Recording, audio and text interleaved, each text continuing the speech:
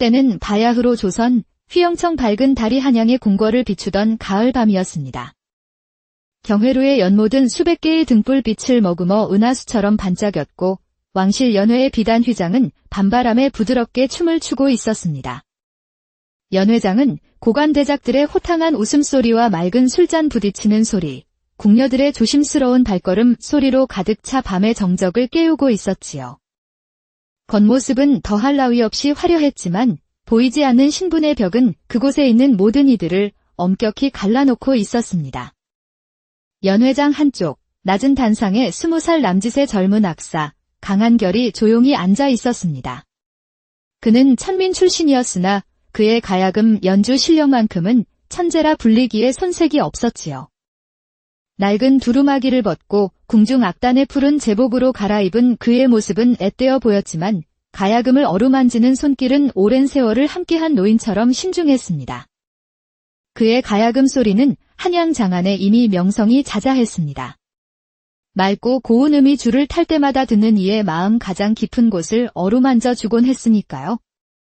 한결의 얼굴은 평범했으나 그 눈빛만큼은 깊은 호수처럼 그윽했습니다. 그는 연주에 앞서 손가락 끝으로 가야금의 나뭇결을 천천히 쓰다듬으며 마치 오랜 연인에게 속삭이듯 중얼거렸습니다. 나의 가야금아. 오늘 밤에도 내 애타는 마음을 온전히 실어다오. 아름다운 선율로 내 가슴 깊은 곳의 열망을 저 높은 곳까지 전해다오. 연회가 절정에 이르렀을 때 드디어 한결의 차례가 되었습니다. 그는 숨을 깊이 들이마시고 가야금을 바로 잡았지요. 띵하고 첫 음이 울려 퍼지자 시끄럽던 연회장은 순간 거짓말처럼 조용해졌습니다. 그의 손가락이 줄 위에서 춤을 출 때마다 소리는 부드러운 물결처럼 퍼져나가다가도 어느새 격정적인 폭풍처럼 휘몰아쳤습니다. 때로는 산들바람 같았고 때로는 고요한 달빛 같았지요. 고관대작들은 술잔을 내려놓았고 궁녀들은 발걸음을 멈추었으며 위험 있는 왕조차 고개를 끄덕이며 감탄했습니다. 한편 연회장 가장 높은 상석에는 공주와 나란히 앉아있는 한 여인이 있었습니다. 그녀의 이름은 박서연, 명망 높은 박대감 댁의 외동딸이었지요. 19의 그녀는 고운 용모와 단아한 자태로 한양의 소문이 자자한 교수였습니다. 어릴 적부터 공주의 학문버드로 궁궐을 드나들었기에 이런 연회는 익숙했지만 오늘 밤만은 달랐습니다. 강한결의 가야금 소리가 그녀의 귓가를 스치는 순간 서연의 심장은 걷잡을 수 없이 뛰기 시작했습니다. 혼잣말, 이것은 단순한 음악이 아니야. 마치 하늘의 선녀들이 듣는 소리 같구나. 어찌하여 내 마음이 이토록 설레는 것일까? 한결의 연주는 마치 그녀의 닫힌 마음의 문을 조용히 두드리는 듯 했습니다. 연주가 끝나자 연회장은 우레와 같은 박수 소리로 가득 찼습니다. 한결은 땀으로 젖은 이마를 훔치며 단상에서 조용히 물러났습니다. 그때였습니다. 서연이 무엇에 홀린 듯 한결에게 다가왔습니다. 그녀는 수줍은 미소를 띠며 말했지요. 악사나리, 방금 전의 연주는 참으로 훌륭했습니다. 마치 천상에서나 들을 수 있는 소리 같았어요. 서연의 목소리는 옥구슬이 구르듯 맑고 부드러웠습니다. 한결은 뜻밖의 칭찬에 놀라 고개를 들었습니다. 달빛을 머금은 그녀의 눈동자가 그를 향해 반짝이고 있었지요. 과찬의 말씀이십니다. 아가씨. 그는 어색하게 고개를 숙였습니다. 천민인 그가 양반 교수와 말을 섞는다는 것은 상상도 할 수 없는 일이었으니까요. 그 가락은 마치 제 마음을 읽고 속삭이는 듯 했습니다. 어찌 그런 소리를 내실 수 있는지요? 말을 흐리는 서연의 뺨이 연분홍빛으로 물들었습니다. 바로 그 순간 차가운 목소리가 두 사람 사이에 끼어들었습니다. 서연 아가씨, 여기서 무얼 하고 계십니까? 어서 공주마마 곁으로 가시지요. 서연과 혼담이 오가는 권세가 김대감의 아들 김진우였습니다. 그는 화려한 비단 두루마기를 입고 있었고 그 눈빛은 매처럼 날카롭고 차가웠습니다. 한결을 쏘아보며 악사, 연주가 끝났으면 내 자리로 돌아가거라. 천한 신분의 분수를 잊어서는 아니 될 것이다. 명심하겠습니다. 나리. 한결은 말없이 고개를 숙였습니다. 그의 목소리는 침착했지만 가슴 한 구석이 날카로운 것에 찔린 듯 욱신거렸습니다. 서연은 진우의 손에 이끌려 자리를 떠나면서도 몇 걸음 목과 뒤를 돌아 한결을 바라보았습니다. 그 짧은 순간 두 사람의 시선이 허공에서 마주쳤습니다. 말은 없었지만 강렬한 무언가가 둘 사이에 흐르고 있음을 직감할 수 있었지요. 그날 밤 연회가 끝나고 궁궐을 나선 한결은 어두운 한양의 골목을 홀로 걸었습니다. 달빛 아래 길게 늘어진 그의 그림자가 유난히 외로워 보였습니다. 혼잣말. 궁에서 본 그 아가씨. 다시 만날 수 있을까? 한편 자신의 방으로 돌아온 서연 역시 잠을 이루지 못하고 있었습니다. 창문 너머로 쏟아지는 달빛을 보며 그녀는 한결의 연주와 그의 깊은 눈빛을 떠올렸습니다. 악사나리. 당신의 가야금 소리를 다시 듣고 싶습니다. 그 소리는 이 세상 어떤 소리보다 달콤하고 아름다웠습니다. 다음 날 밤 한결은 연주할 곡을 연습하기 위해 궁궐 후원의 작은 정자에 홀로 앉아 있었습니다. 그의 손끝에서 흘러나온 가야금 소리가 고요한 정원에 울려 퍼졌습니다. 혼잣말. 아가씨. 이 연주가 부디 당신의 마음에 닿기를. 그 시각 잠 못 들고 뒤척이던 서연의 귀에 희미한 가야금 소리가 들려왔습니다. 그녀는 홀린 듯 소리를 따라 걸었고 발길은 어느새 정자 앞에 멈춰 섰습니다. 달빛 아래 가야금을 연주하는 한결의 모습은 마치 한 폭의 그림 같았습니다. 한결은 그녀를 발견하고 연주를 멈추었습니다. 정자 안에는 다시 정적이 흘렀습니다. 악사나리. 이 깊은 밤에 어인 일이십니까? 아가씨께서는 어찌하여 아직 잠 못 이루고 계신지요? 한창처럼 들려오는 가야금 소리에 이끌려 나오게 되었습니다. 두 사람의 시선이 마주치는 순간 한결의 가슴이 거세게 요동쳤습니다. 서연은 미소를 지으며 조심스럽게 정자로 다가섰습니다. 악사님의 연주는 제 마음을 온통 흔들어 놓았습니다. 마치 제 마음속을 훤히 들여다보는 듯했어요. 저는 가야금으로 마음을 전할 뿐입니다. 아가씨께서 그것을 느끼셨다면 제 연주가 비로소 제 주인을 만난 것이겠지요. 서연은 정자 안으로 들어서며 물었습니다. 저도 가야금줄을 한번 튕겨봐도 되겠습니까? 한결은 조용히 가야금을 그녀에게 내밀었습니다. 그녀의 하얀 손끝이 가야금 줄에 닿으려는 순간 두 사람의 손이 살며시 스쳤습니다.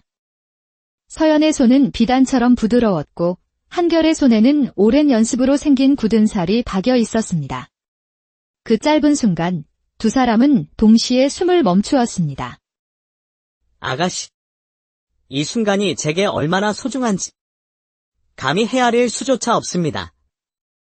그의 목소리는 감정에 젖어 희미하게 갈라졌습니다. 두 사람의 시선이 서로에게 얽히는 순간 시간은 멈춘 듯 했습니다. 하지만 그 달콤함은 오래가지 못했습니다. 정원 너머에서 발소리가 들려왔고 이내 김진우가 달빛을 등지고 나타났습니다. 서연 아가씨, 이런 깊은 밤의 천한 악사와 단둘이 무엇을 하고 계신 겁니까? 감히 양반과 교수와 몰래 만나다니. 내 놈의 목숨이 몇 개라도 되는 것이냐? 진우 도련님, 오해이십니다. 그저 연주를 듣고 잠시 이야기를 나누었을 뿐입니다. 진우는 서연의 팔을 거칠게 움켜쥐었습니다. 어서 방으로 돌아가시지요. 다시는 이런 천한자와 어울리지 마십시오. 서연은 그의 손에 이끌려가면서도 눈에는 미안함과 미련을 가득 담은 채 한결을 바라보았습니다. 다음 날 연회에서 한결은 왕의 특별 요청으로 금지된 곡이라 전해지는 비월곡을 연주하게 되었습니다. 연주가 절정에 다다랐을 때 가야금 몸체에서 미세한 진동과 함께 이상한 소리가 새어나왔습니다. 대부분은 눈치채지 못했지만 연회장 구석에 있던 늙은 내관의 얼굴은 하얗게 질려 있었습니다. 연주가 끝나자 늙은 내관이 다급히 다가와 한결의 소매를 붙잡았습니다. 악사. 그대가 연주한 곡은 금지된 비월곡이 아니오. 그리고 그 가야금. 대체 어디서 얻은 것이오? 스승님께 물려받은 가야금일 뿐입니다. 어찌 그러시는지요? 그 곡을 다시 연주하면 그대의 목숨이 위태로울 것이야.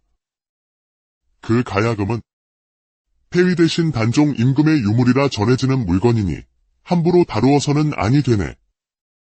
내관은 그 말만 남기고 어둠 속으로 사라졌습니다. 한결은 그 말에 가슴이 철렁 내려앉았지요.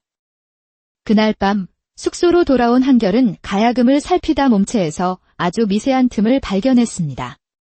그리고 그 틈 사이로 얇은 비단 조각이 보였습니다. 한편 서연은 어머니께서 들려주셨던 옛 이야기를 떠올렸습니다.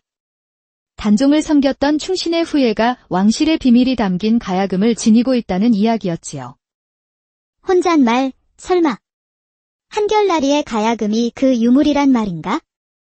다음 날 밤 서연은 다시 정자로 한결을 찾아갔습니다.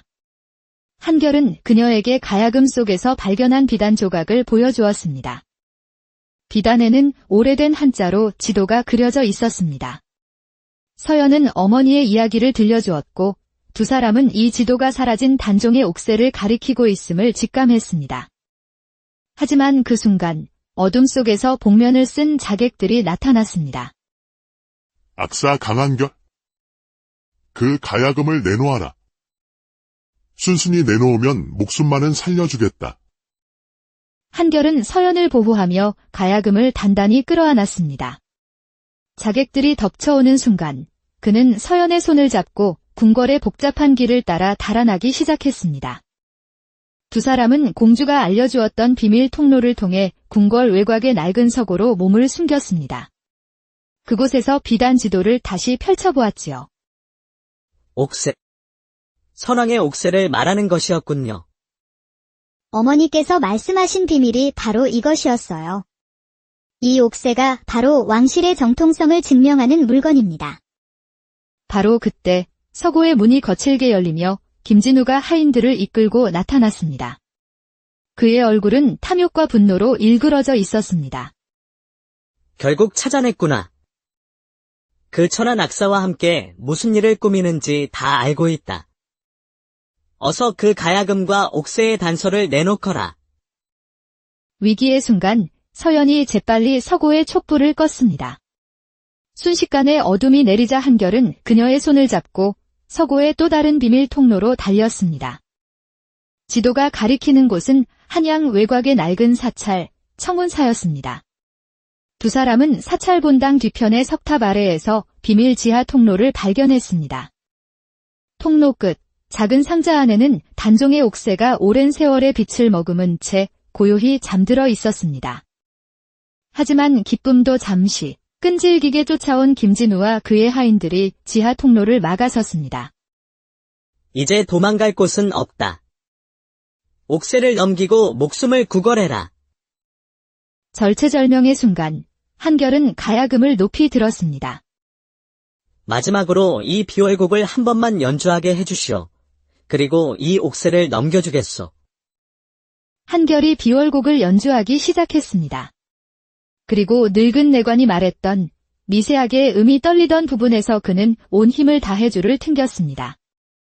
그러자 가야금의 특이한 음률이 지하 공간 전체를 울렸고 낡은 벽과 천장이 진동하며 무너지기 시작했습니다.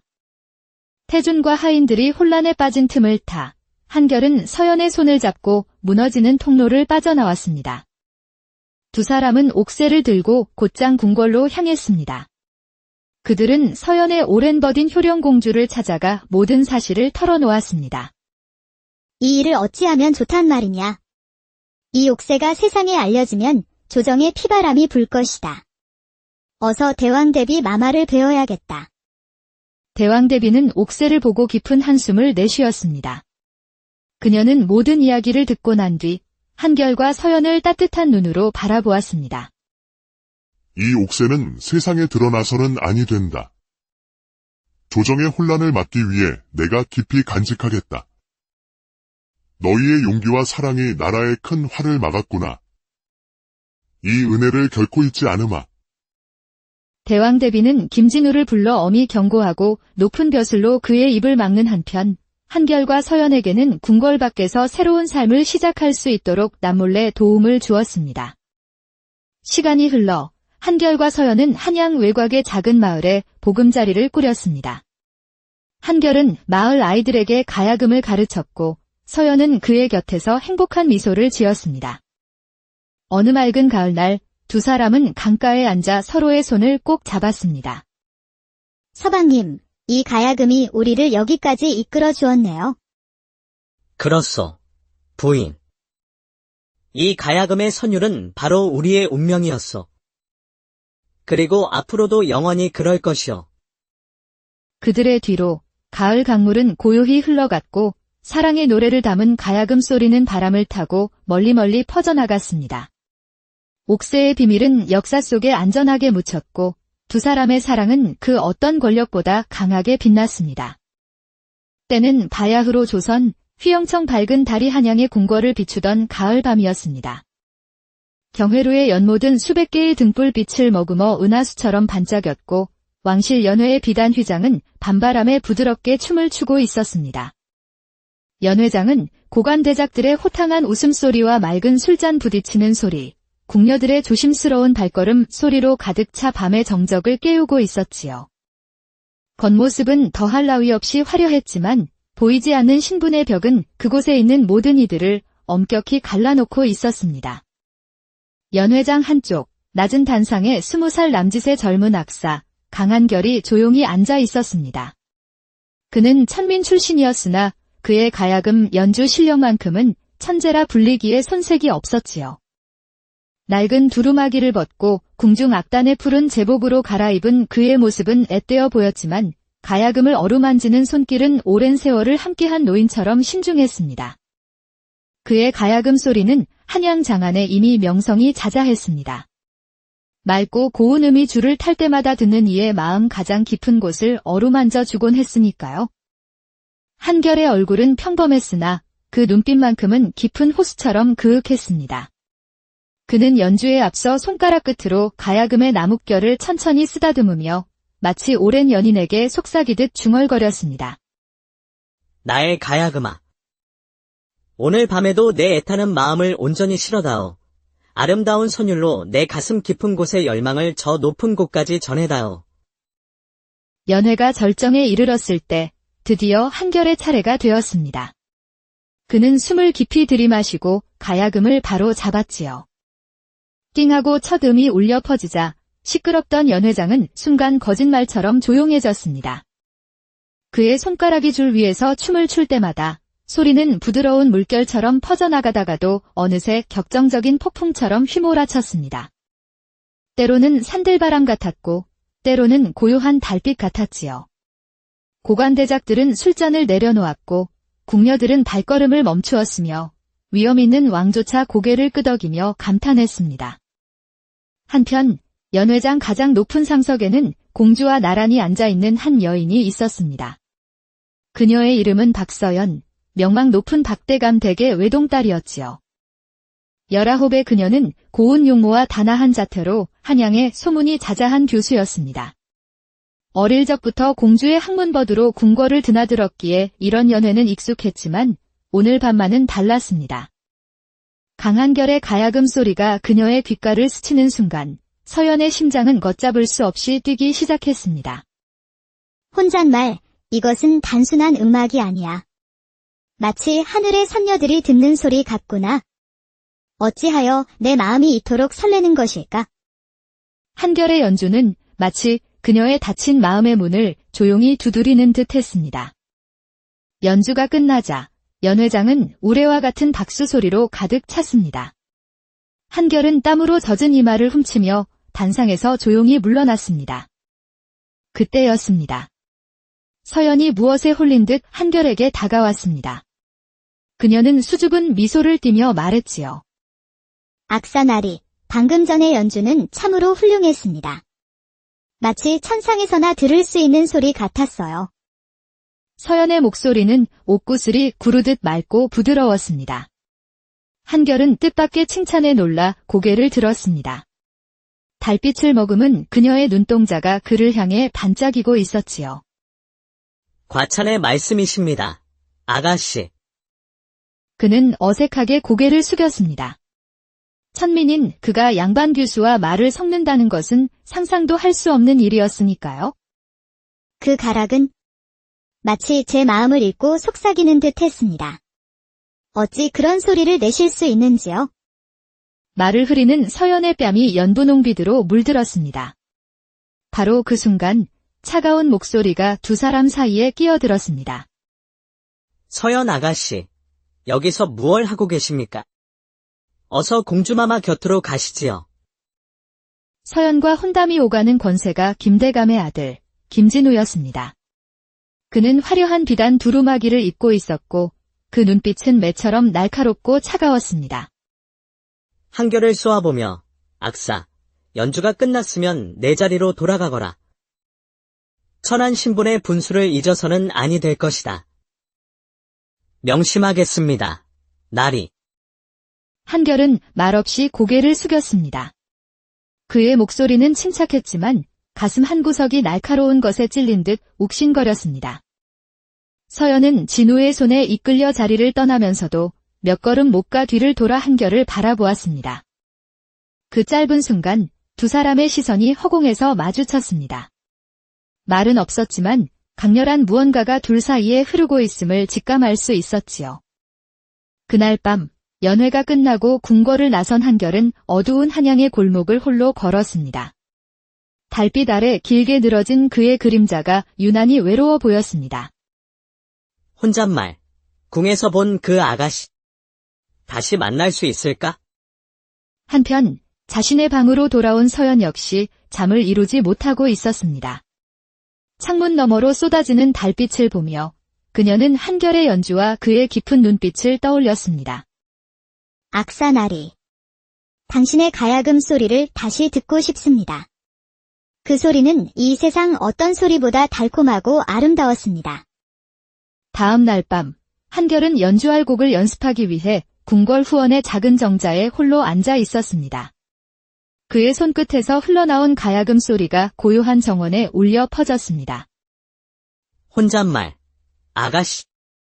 이 연주가 부디 당신의 마음에 닿기를. 그 시각 잠 못 들고 뒤척이던 서연의 귀에 희미한 가야금 소리가 들려왔습니다. 그녀는 홀린 듯 소리를 따라 걸었고 발길은 어느새 정자 앞에 멈춰 섰습니다. 달빛 아래 가야금을 연주하는 한결의 모습은 마치 한 폭의 그림 같았습니다. 한결은 그녀를 발견하고 연주를 멈추었습니다. 정자 안에는 다시 정적이 흘렀습니다. 악사나리. 이 깊은 밤에 어인 일이십니까? 아가씨께서는 어찌하여 아직 잠 못 이루고 계신지요? 한창처럼 들려오는 가야금 소리에 이끌려 나오게 되었습니다. 두 사람의 시선이 마주치는 순간 한결의 가슴이 거세게 요동쳤습니다. 서연은 미소를 지으며 조심스럽게 정자로 다가섰습니다. 악사님의 연주는 제 마음을 온통 흔들어 놓았습니다. 마치 제 마음속을 훤히 들여다보는 듯했어요. 저는 가야금으로 마음을 전할 뿐입니다. 아가씨께서 그것을 느끼셨다면 제 연주가 비로소 제 주인을 만난 것이겠지요. 서연은 정자 안으로 들어서며 물었습니다. 저도 가야금줄을 한번 튕겨봐도 되겠습니까? 한결은 조용히 가야금을 그녀에게 내밀었습니다. 그녀의 하얀 손끝이 가야금 줄에 닿으려는 순간 두 사람의 손이 살며시 스쳤습니다. 서연의 손은 비단처럼 부드러웠고 한결의 손에는 오랜 연습으로 생긴 굳은 살이 박여 있었습니다. 그 짧은 순간 두 사람은 동시에 숨을 멈추었습니다. 아가씨, 이 순간이 제게 얼마나 소중한지 감히 헤아릴 수조차 없습니다. 그의 목소리는 감정에 젖어 희미하게 갈라졌습니다.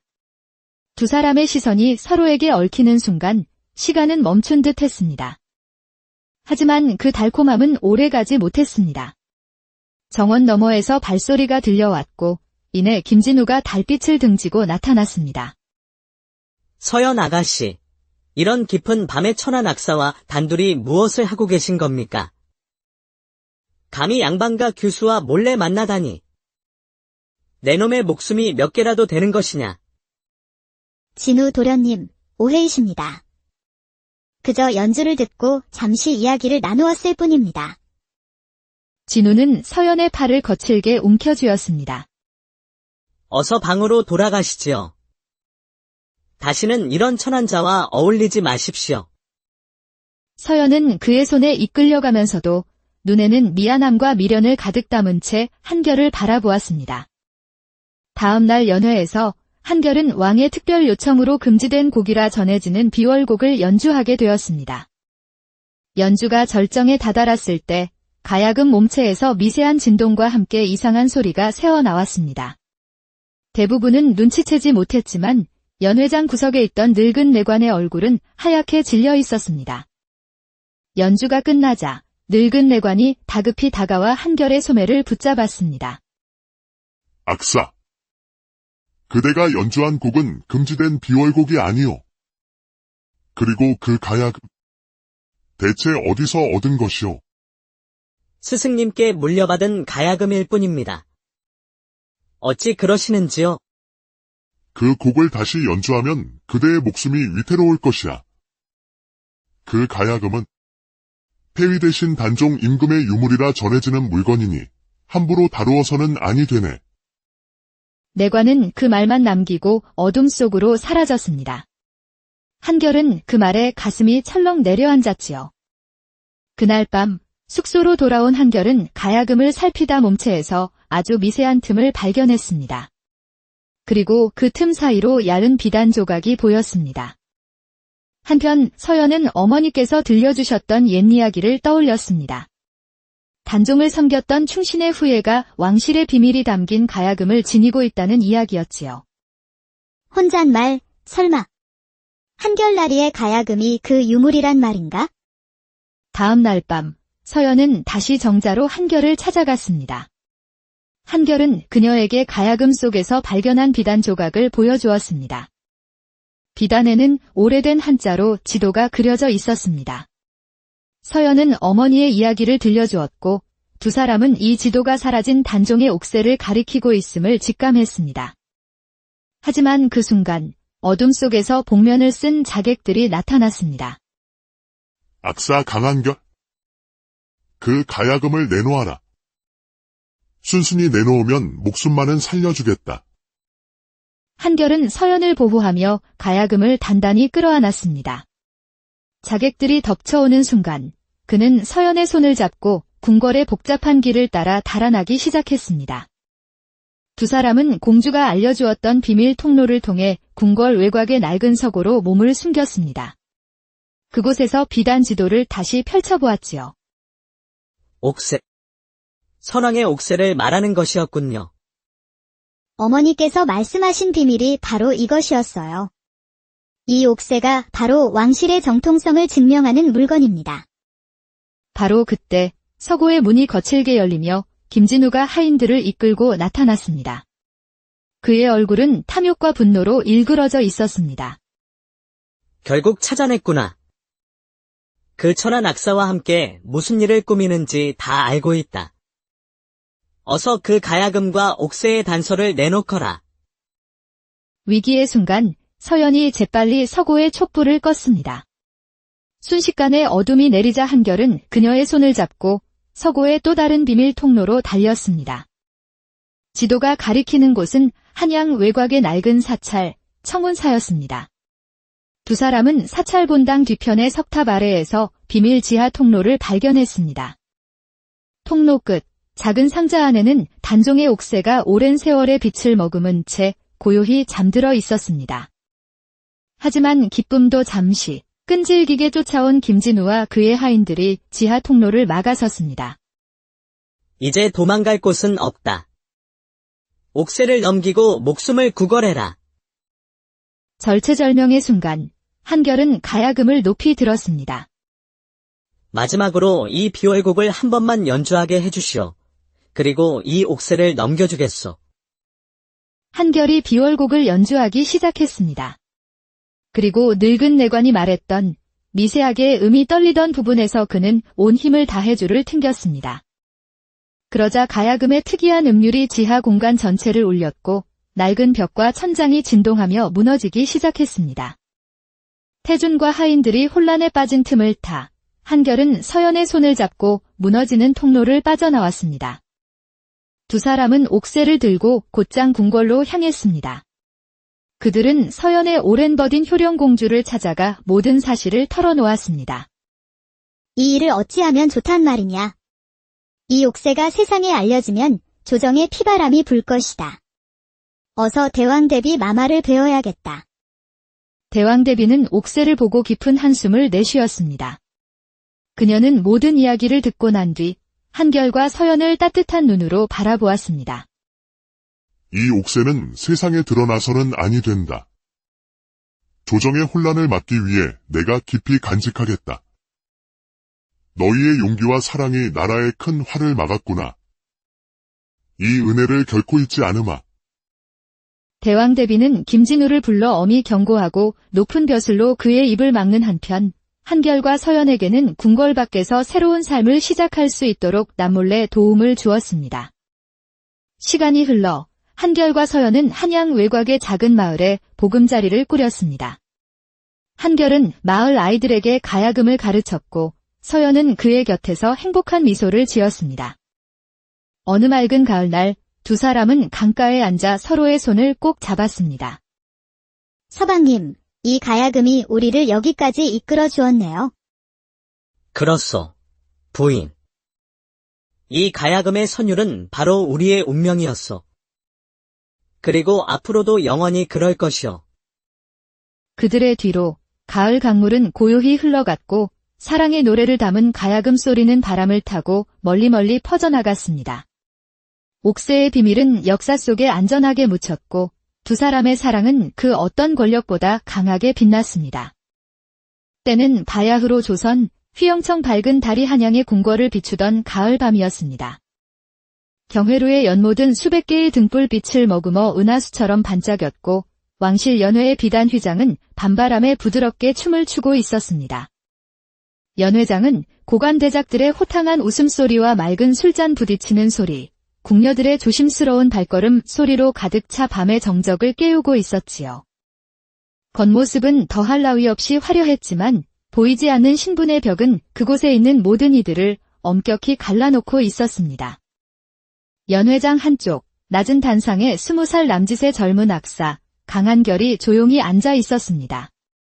그는 천민 출신이었으나 그의 가야금 연주 실력만큼은 천재라 불리기에 손색이 없었지요.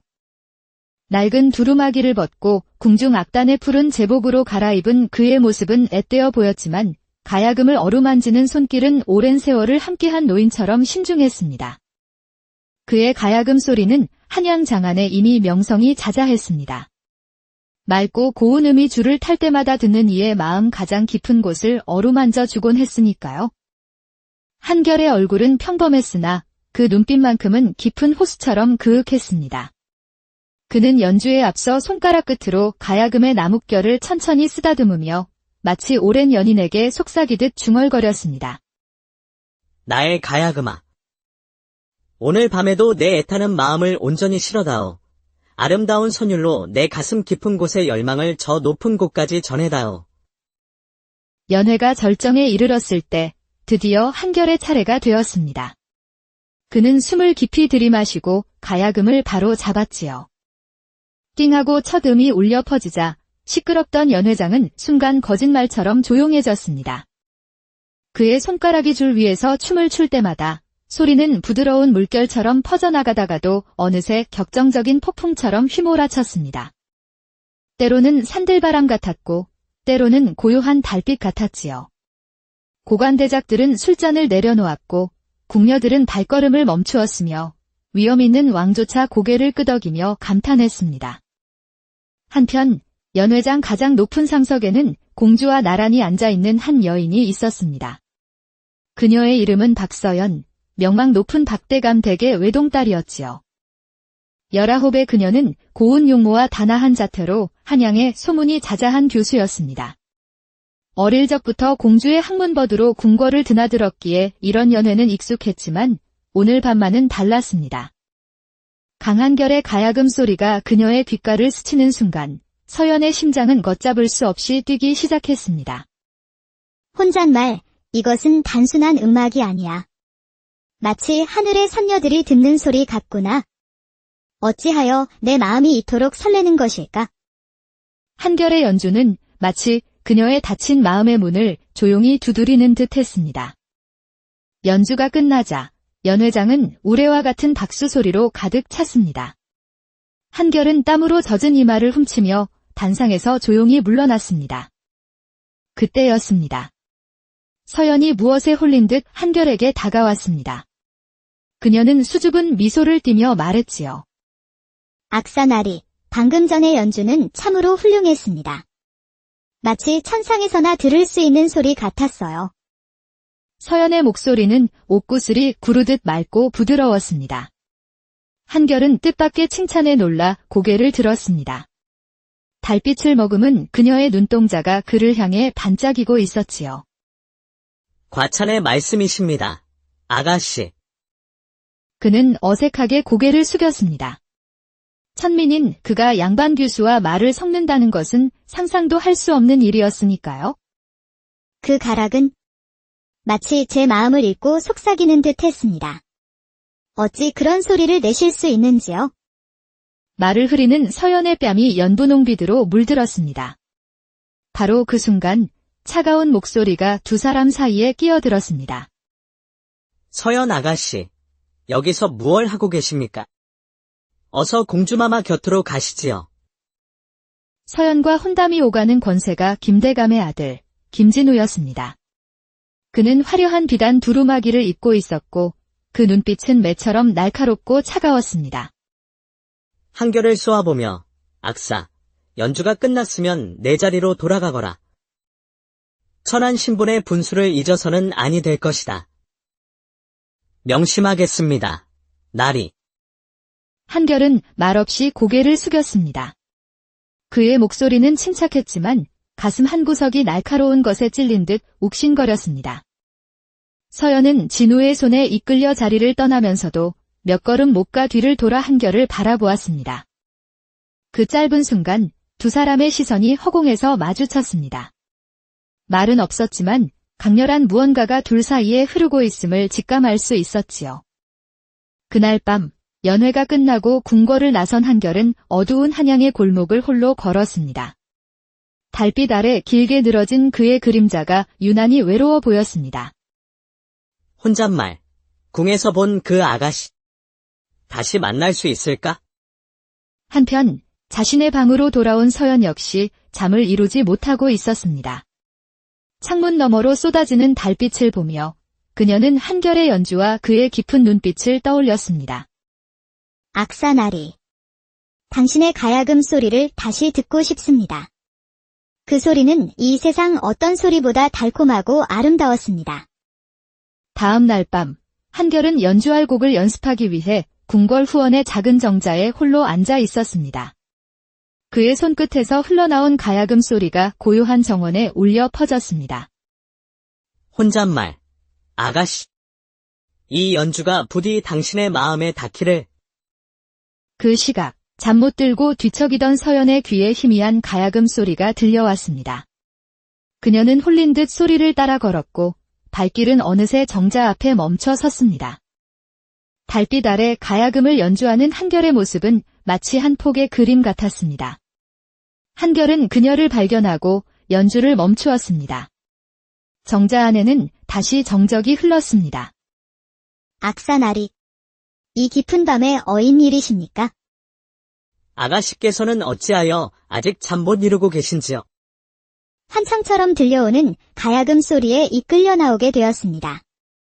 두 사람의 시선이 마주치는 순간 한결의 가슴이 거세게 요동쳤습니다. 서연은 미소를 지으며 조심스럽게 정자로 다가섰습니다. 악사님의 연주는 제 마음을 온통 흔들어 놓았습니다. 마치 제 마음속을 훤히 들여다보는 듯했어요. 저는 가야금으로 마음을 전할 뿐입니다. 아가씨께서 그것을 느끼셨다면 제 연주가 비로소 제 주인을 만난 것이겠지요. 서연은 정자 안으로 들어서며 물었습니다. 저도 가야금줄을 한번 튕겨봐도 되겠습니까? 한결은 조용히 가야금을 그녀에게 내밀었습니다. 그녀의 하얀 손끝이 가야금 줄에 닿으려는 순간 두 사람의 손이 살며시 스쳤습니다. 서연의 손은 비단처럼 부드러웠고 한결의 손에는 오랜 연습으로 생긴 굳은 살이 박여 있었습니다. 그 짧은 순간 두 사람은 동시에 숨을 멈추었습니다. 아가씨. 이 순간이 제게 얼마나 소중한지 감히 헤아릴 수조차 없습니다. 그의 목소리는 감정에 젖어 희미하게 갈라졌습니다. 두 사람의 시선이 서로에게 얽히는 순간 시간은 멈춘 듯 했습니다. 하지만 그 달콤함은 오래가지 못했습니다. 정원 너머에서 발소리가 들려왔고 이내 김진우가 달빛을 등지고 나타났습니다. 서연 아가씨, 이런 깊은 밤의 천안 악사와 단둘이 무엇을 하고 계신 겁니까? 감히 양반가 교수와 몰래 만나다니. 내 놈의 목숨이 몇 개라도 되는 것이냐? 진우 도련님, 오해이십니다. 그저 연주를 듣고 잠시 이야기를 나누었을 뿐입니다. 진우는 서연의 팔을 거칠게 움켜쥐었습니다. 어서 방으로 돌아가시지요. 다시는 이런 천한자와 어울리지 마십시오. 서연은 그의 손에 이끌려가면서도 눈에는 미안함과 미련을 가득 담은 채 한결을 바라보았습니다. 다음 날 연회에서 한결은 왕의 특별 요청으로 금지된 곡이라 전해지는 비월곡을 연주하게 되었습니다. 연주가 절정에 다다랐을 때 가야금 몸체에서 미세한 진동과 함께 이상한 소리가 새어나왔습니다. 대부분은 눈치채지 못했지만 연회장 구석에 있던 늙은 내관의 얼굴은 하얗게 질려 있었습니다. 연주가 끝나자 늙은 내관이 다급히 다가와 한결의 소매를 붙잡았습니다. 악사. 그대가 연주한 곡은 금지된 비월곡이 아니오. 그리고 그 가야금. 대체 어디서 얻은 것이오? 스승님께 물려받은 가야금일 뿐입니다. 어찌 그러시는지요? 그 곡을 다시 연주하면 그대의 목숨이 위태로울 것이야. 그 가야금은 폐위 대신 단종 임금의 유물이라 전해지는 물건이니 함부로 다루어서는 아니 되네. 내관은 그 말만 남기고 어둠 속으로 사라졌습니다. 한결은 그 말에 가슴이 철렁 내려앉았지요. 그날 밤 숙소로 돌아온 한결은 가야금을 살피다 몸체에서 아주 미세한 틈을 발견했습니다. 그리고 그 틈 사이로 얇은 비단 조각이 보였습니다.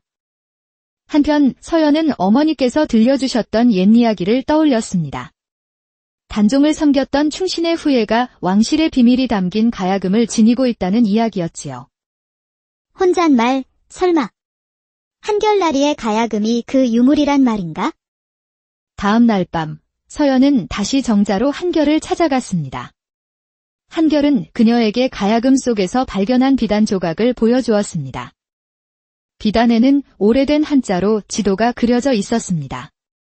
서연은 어머니의 이야기를 들려주었고 두 사람은 이 지도가 사라진 단종의 옥새를 가리키고 있음을 직감했습니다. 하지만 그 순간 어둠 속에서 복면을 쓴 자객들이 나타났습니다. 악사 강한결. 그 가야금을 내놓아라. 순순히 내놓으면 목숨만은 살려주겠다. 한결은 서연을 보호하며 가야금을 단단히 끌어안았습니다. 자객들이 덮쳐오는 순간 그는 서연의 손을 잡고 궁궐의 복잡한 길을 따라 달아나기 시작했습니다. 두 사람은 공주가 알려주었던 비밀 통로를 통해 궁궐 외곽의 낡은 서고로 몸을 숨겼습니다. 그곳에서 비단 지도를 다시 펼쳐보았지요. 옥새. 선왕의 옥새를 말하는 것이었군요.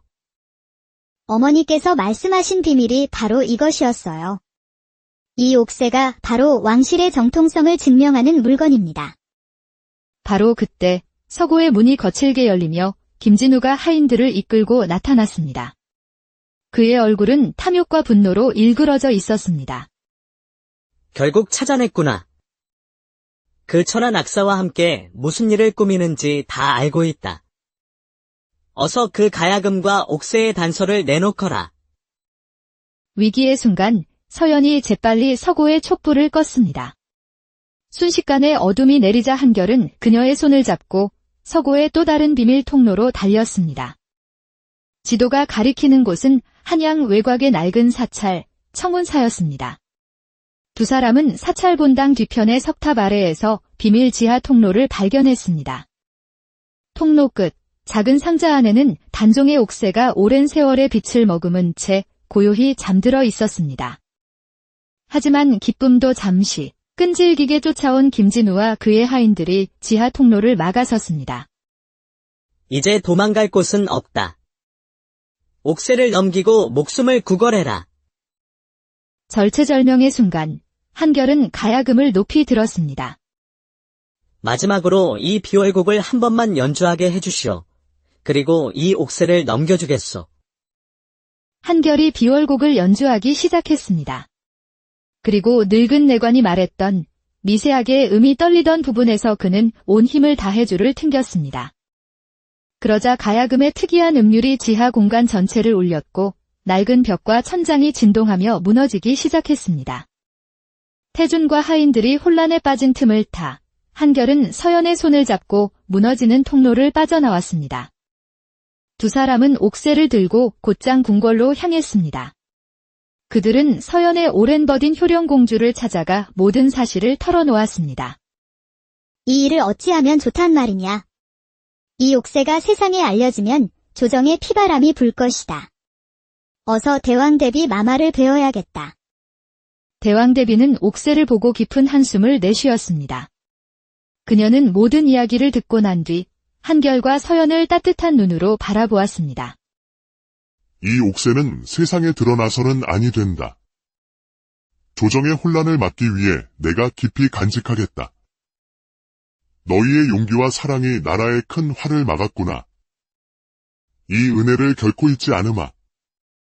대왕대비는 김진우를 불러 엄히 경고하고 높은 벼슬로 그의 입을 막는 한편 한결과 서연에게는 궁궐 밖에서 새로운 삶을 시작할 수 있도록 남몰래 도움을 주었습니다. 시간이 흘러 한결과 서연은 한양 외곽의 작은 마을에 보금자리를 꾸렸습니다. 한결은 마을 아이들에게 가야금을 가르쳤고 서연은 그의 곁에서 행복한 미소를 지었습니다.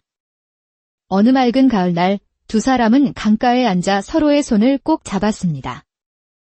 서방님, 이 가야금이 우리를 여기까지 이끌어 주었네요. 그렇소, 부인. 이 가야금의 선율은 바로 우리의 운명이었소. 그리고 앞으로도 영원히 그럴 것이오. 그들의 뒤로 가을 강물은 고요히 흘러갔고 사랑의 노래를 담은 가야금 소리는 바람을 타고 멀리 퍼져나갔습니다. 옥새의 비밀은 역사 속에 안전하게 묻혔고 두 사람의 사랑은 그 어떤 권력보다 강하게 빛났습니다. 때는 바야흐로 조선, 휘영청 밝은 달이 한양의 궁궐을 비추던 가을 밤이었습니다. 경회로에 연못은 수백 개의 등불빛을 머금어 은하수처럼 반짝였고 왕실 연회의 비단 휘장은 밤바람에 부드럽게 춤을 추고 있었습니다. 연회장은 고관대작들의 호탕한 웃음소리와 맑은 술잔 부딪히는 소리, 궁녀들의 조심스러운 발걸음 소리로 가득 차 밤의 정적을 깨우고 있었지요. 겉모습은 더할 나위 없이 화려했지만 보이지 않는 신분의 벽은 그곳에 있는 모든 이들을 엄격히 갈라놓고 있었습니다. 연회장 한쪽, 낮은 단상에 20살 남짓의 젊은 악사, 강한결이 조용히 앉아 있었습니다. 그는 천민 출신이었으나 그의 가야금 연주 실력만큼은 천재라 불리기에 손색이 없었지요. 낡은 두루마기를 벗고 궁중 악단의 푸른 제복으로 갈아입은 그의 모습은 앳되어 보였지만 가야금을 어루만지는 손길은 오랜 세월을 함께한 노인처럼 신중했습니다. 그의 가야금 소리는 한양 장안에 이미 명성이 자자했습니다. 맑고 고운 음이 줄을 탈 때마다 듣는 이의 마음 가장 깊은 곳을 어루만져 주곤 했으니까요. 한결의 얼굴은 평범했으나 그 눈빛만큼은 깊은 호수처럼 그윽했습니다. 그는 연주에 앞서 손가락 끝으로 가야금의 나뭇결을 천천히 쓰다듬으며 마치 오랜 연인에게 속삭이듯 중얼거렸습니다. 나의 가야금아. 오늘 밤에도 내 애타는 마음을 온전히 실어다오. 아름다운 선율로 내 가슴 깊은 곳의 열망을 저 높은 곳까지 전해다오. 연회가 절정에 이르렀을 때 드디어 한결의 차례가 되었습니다. 그는 숨을 깊이 들이마시고 가야금을 바로 잡았지요. 띵하고 첫 음이 울려 퍼지자 시끄럽던 연회장은 순간 거짓말처럼 조용해졌습니다. 그의 손가락이 줄 위에서 춤을 출 때마다 소리는 부드러운 물결처럼 퍼져나가다가도 어느새 격정적인 폭풍처럼 휘몰아쳤습니다. 때로는 산들바람 같았고 때로는 고요한 달빛 같았지요. 고관대작들은 술잔을 내려놓았고 궁녀들은 발걸음을 멈추었으며 위험 있는 왕조차 고개를 끄덕이며 감탄했습니다. 한편 연회장 가장 높은 상석에는 공주와 나란히 앉아있는 한 여인이 있었습니다. 그녀의 이름은 박서연, 명망 높은 박대감 댁의 외동딸이었지요. 19의 그녀는 고운 용모와 단아한 자태로 한양의 소문이 자자한 교수였습니다. 어릴 적부터 공주의 학문버드로 궁궐을 드나들었기에 이런 연회는 익숙했지만 오늘 밤만은 달랐습니다. 강한 결의 가야금 소리가 그녀의 귓가를 스치는 순간 서연의 심장은 걷잡을 수 없이 뛰기 시작했습니다. 혼잣말, 이것은 단순한 음악이 아니야. 마치 하늘의 선녀들이 듣는 소리 같구나. 어찌하여 내 마음이 이토록 설레는 것일까? 한결의 연주는 마치 그녀의 닫힌 마음의 문을 조용히 두드리는 듯 했습니다. 연주가 끝나자 연회장은 우레와 같은 박수 소리로 가득 찼습니다. 한결은 땀으로 젖은 이마를 훔치며 단상에서 조용히 물러났습니다. 그때였습니다. 서연이 무엇에 홀린 듯 한결에게 다가왔습니다. 그녀는 수줍은 미소를 띠며 말했지요. 악사나리, 방금 전의 연주는 참으로 훌륭했습니다. 마치 천상에서나 들을 수 있는 소리 같았어요. 서연의 목소리는 옥구슬이 구르듯 맑고 부드러웠습니다. 한결은 뜻밖의 칭찬에 놀라 고개를 들었습니다. 달빛을 머금은 그녀의 눈동자가 그를 향해 반짝이고 있었지요. 과찬의 말씀이십니다. 아가씨. 그는 어색하게 고개를 숙였습니다. 천민인 그가 양반 교수와 말을 섞는다는 것은 상상도 할 수 없는 일이었으니까요. 그 가락은 마치 제 마음을 읽고 속삭이는 듯 했습니다. 어찌 그런 소리를 내실 수 있는지요? 말을 흐리는 서연의 뺨이 연분홍빛으로 물들었습니다. 바로 그 순간 차가운 목소리가 두 사람 사이에 끼어들었습니다. 서연 아가씨, 여기서 무얼 하고 계십니까? 어서 공주마마 곁으로 가시지요. 서연과 혼담이 오가는 권세가 김대감의 아들 김진우였습니다. 그는 화려한 비단 두루마기를 입고 있었고 그 눈빛은 매처럼 날카롭고 차가웠습니다. 한결을 쏘아보며 악사, 연주가 끝났으면 내 자리로 돌아가거라. 천한 신분의 분수를 잊어서는 아니 될 것이다. 명심하겠습니다. 나리. 한결은 말없이 고개를 숙였습니다. 그의 목소리는 침착했지만 가슴 한구석이 날카로운 것에 찔린 듯 욱신거렸습니다. 서연은 진우의 손에 이끌려 자리를 떠나면서도 몇 걸음 목과 뒤를 돌아 한결을 바라보았습니다. 그 짧은 순간 두 사람의 시선이 허공에서 마주쳤습니다. 말은 없었지만 강렬한 무언가가 둘 사이에 흐르고 있음을 직감할 수 있었지요. 그날 밤 연회가 끝나고 궁궐을 나선 한결은 어두운 한양의 골목을 홀로 걸었습니다.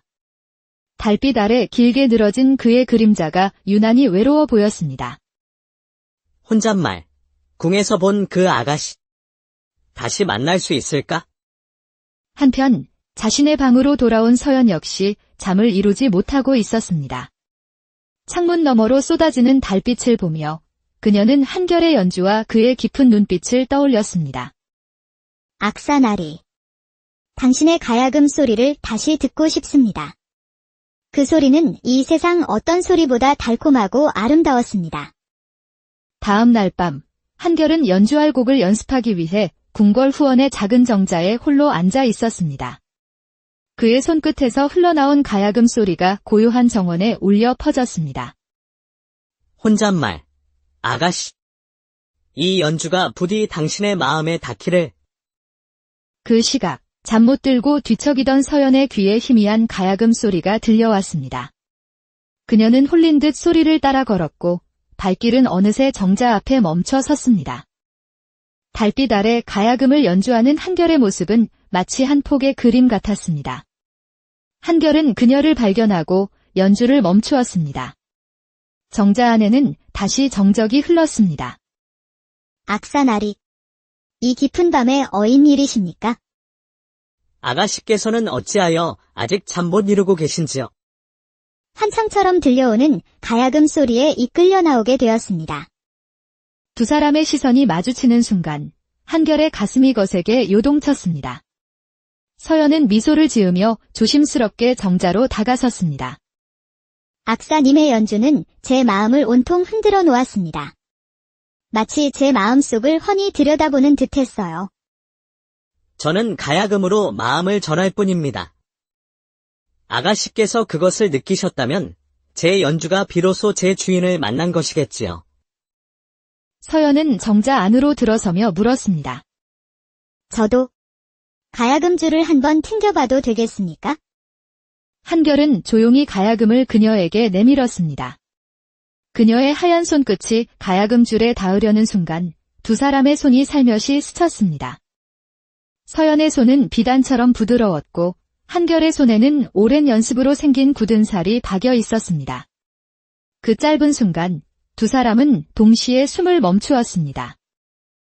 아가씨, 이 순간이 제게 얼마나 소중한지 감히 헤아릴 수조차 없습니다. 그의 목소리는 감정에 젖어 희미하게 갈라졌습니다. 두 사람의 시선이 서로에게 얽히는 순간 시간은 멈춘 듯 했습니다. 하지만 그 달콤함은 오래가지 못했습니다. 정원 너머에서 발소리가 들려왔고 이내 김진우가 달빛을 등지고 나타났습니다. 서연 아가씨, 이런 깊은 밤의 천한 악사와 단둘이 무엇을 하고 계신 겁니까? 감히 양반가 교수와 몰래 만나다니. 내 놈의 목숨이 몇 개라도 되는 것이냐? 진우 도련님, 오해이십니다. 그저 연주를 듣고 잠시 이야기를 나누었을 뿐입니다. 진우는 서연의 팔을 거칠게 움켜쥐었습니다. 어서 방으로 돌아가시지요. 다시는 이런 천한자와 어울리지 마십시오. 서연은 그의 손에 이끌려가면서도 눈에는 미안함과 미련을 가득 담은 채 한결을 바라보았습니다. 다음 날 연회에서 한결은 왕의 특별 요청으로 금지된 곡이라 전해지는 비월곡을 연주하게 되었습니다.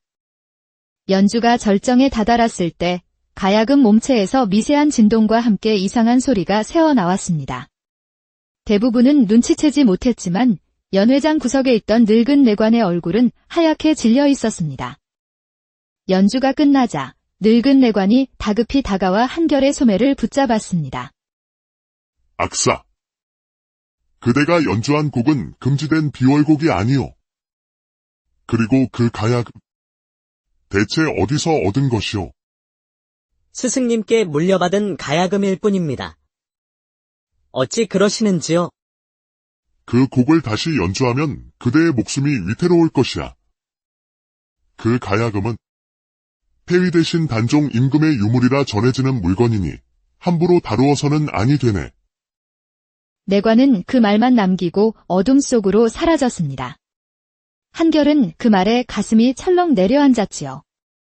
그날 밤 숙소로 돌아온 한결은 가야금을 살피다 몸체에서 아주 미세한 틈을 발견했습니다. 그리고 그 틈 사이로 얇은 비단 조각이 보였습니다. 한편 서연은 어머니께서 들려주셨던 옛 이야기를 떠올렸습니다. 단종을 섬겼던 충신의 후예가 왕실의 비밀이 담긴 가야금을 지니고 있다는 이야기였지요. 혼잣말, 설마. 한결나리의 가야금이 그 유물이란 말인가? 다음 날 밤 서연은 다시 정자로 한결을 찾아갔습니다. 한결은 그녀에게 가야금 속에서 발견한 비단 조각을 보여주었습니다. 비단에는 오래된 한자로 지도가 그려져 있었습니다. 서연은 어머니의 이야기를 들려주었고 두 사람은 이 지도가 사라진 단종의 옥새를 가리키고 있음을 직감했습니다. 하지만 그 순간 어둠 속에서 복면을 쓴 자객들이 나타났습니다. 악사 강한결. 그 가야금을 내놓아라. 순순히 내놓으면 목숨만은 살려주겠다. 한결은 서연을 보호하며 가야금을 단단히 끌어안았습니다. 자객들이 덮쳐오는 순간 그는 서연의 손을 잡고 궁궐의 복잡한 길을 따라 달아나기 시작했습니다.